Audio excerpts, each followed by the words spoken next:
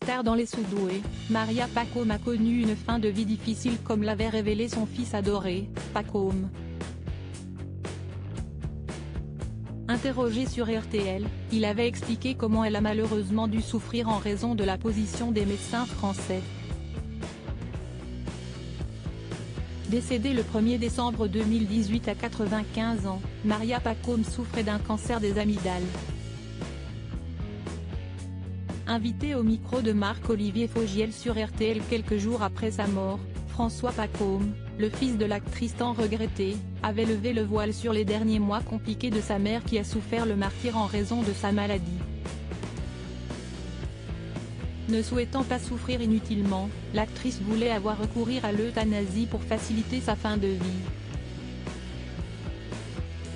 Un combat qu'elle a malheureusement perdu et qui lui a causé beaucoup de souffrance. Une chose à partager, il faut une vraie réflexion sur la fin de vie assistée, parce que là, on est très loin de la dignité et de l'humanité.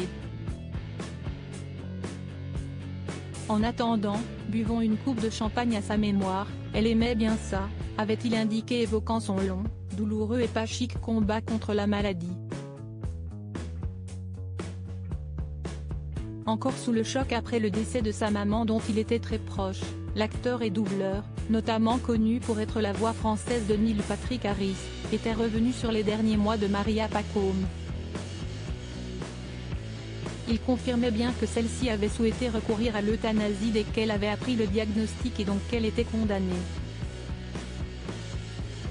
Dans sa grande insouciance, elle a pensé qu'on lui filerait un coup de main quand ça serait indispensable. Elle pensait que sa petite notoriété lui permettrait de trouver un moyen.